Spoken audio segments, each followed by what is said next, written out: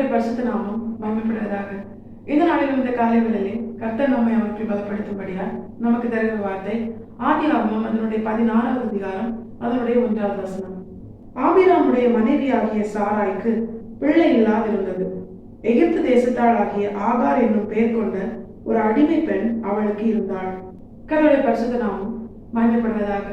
இந்த வசனத்தை கொண்டுதான் தேவஜனங்களாகிய நம்மை இன்று அவர்கள் பலப்படுத்துகிறார். இந்த வசனம் ஒரு பிரதானமான காரியத்தை தேவபிள்ளைகளாகிய நமக்கு கற்றுத்தருகிறது.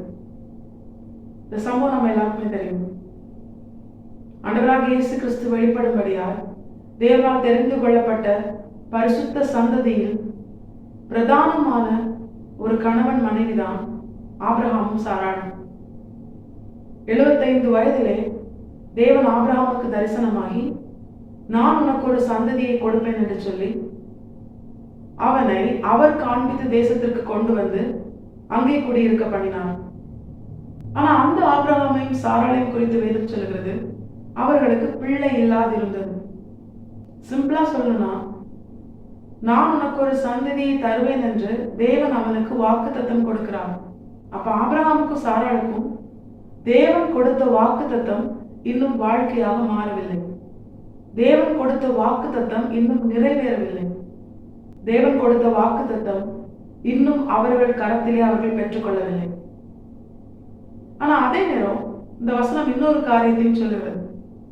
ஆபிரகாமை குறித்த தேவ சித்தத்திற்கு உட்படாமல், தேவ சித்தம் இல்லாமல் ஆபிரகாமுக்கு பிறந்த குமாரன் தான் இஸ்மவேல். அந்த இஸ்மவேல் ஆபிரகாமுக்கு பிறக்க காரணமாகிய ஆகார் என்கிற அடிமை பெண் இப்பொழுது சாராய் கிட்ட இருக்கிறார். இந்த வசனம் ஒரு காரியத்தை தெளிவாய் சொல்கிறது. தேவனால் ஆபிரகாமுக்கும் சாராளுக்கும் கொடுக்கப்பட்ட வாக்குத்தத்தம் இன்னும் அவர்கள் வாழ்க்கையில் நிறைவேறவில்லை. அவர்களிடத்தில் அது இல்லை. வார்த்தை இருக்கிறது, இன்னும் அதை சுதந்திரிக்கவில்லை. ஆனால் தேவனுடைய சித்தத்திற்கு உட்படாத இஸ்மவேல் என்கிற ஒரு சந்ததி உருவாக காரணமாகிய ஆகார் இப்பொழுது அவர்களிடத்தில் இருக்கிறாள். தேவன் சொன்ன காரியம் இல்லை, ஆனால் தேவன் சொல்லாத காரியம் அவர்களிடத்தில் இருக்கிறது. இந்த ஒரு நிலையில தான் தேவ பிள்ளைகள் மிக மிக எச்சரிக்கையா இருக்கணும்.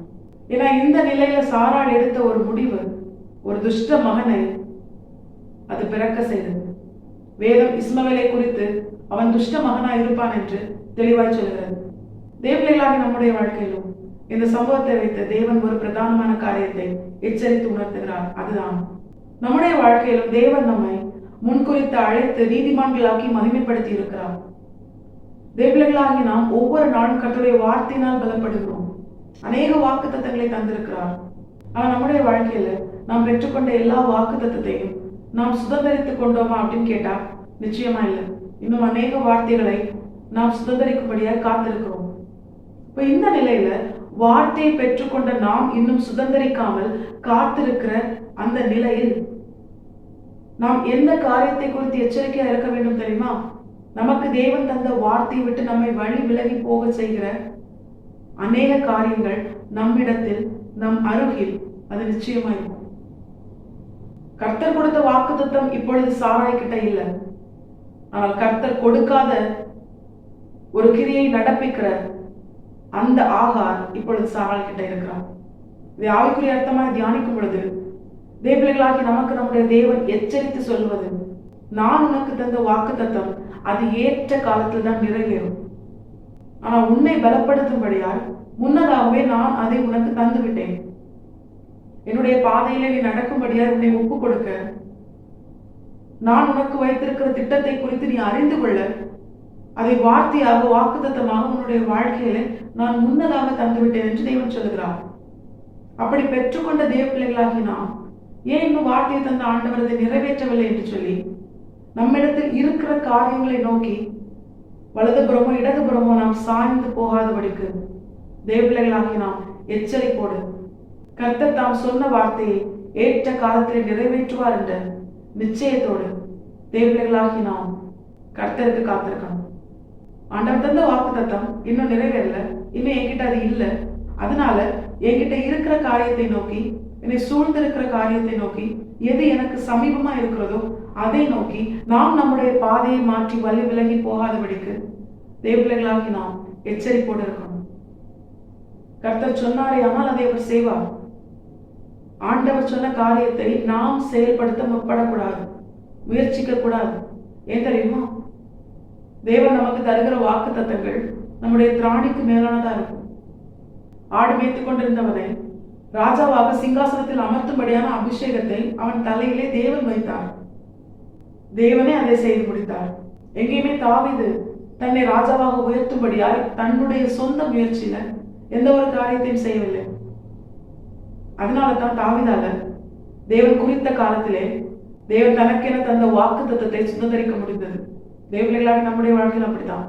இன்னைக்கு எனக்கு ஆண்டவர் தந்த வாக்கு தத்தம் இன்னும் நடக்கல, அதனால என்கிட்ட இருக்கிற காரியத்தை நோக்கி அந்த காரியத்திலே நான் செயல்படும்படியாய் பயன்படும்படியாய் என்னுடைய பாதையை நான் மாற்றப் போகிறேன் என்று அப்படிப்பட்ட மனநிலையோடு கேட்டுக்கொண்டிருக்கிற தேவ பிள்ளைகளுக்கு தான் தேவன் இதை எச்சரித்து உணர்த்துகிறான்.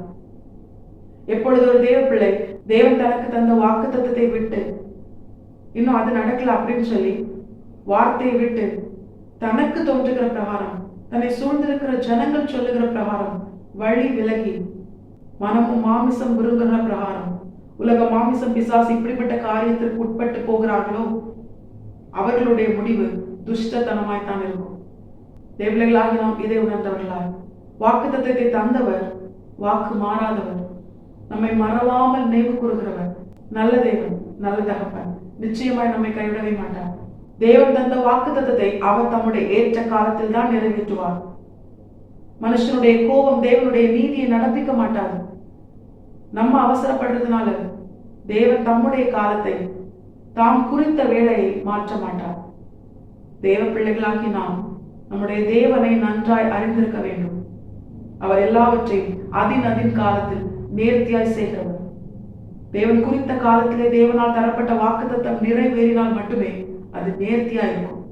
தேவனால் தரப்படுகிற ஆசீர்வாதம் மட்டுமே வேதனை இல்லாத ஐஸ்வர்யத்தை தரும்.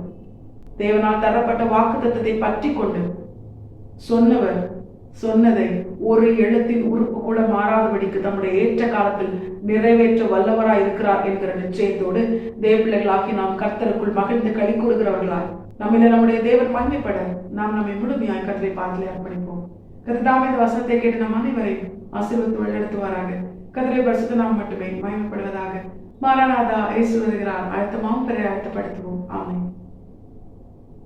பலன் ஒன்றுமில்லை என்று நான் அறிவேன், அவர் பலனின்றும் குறைய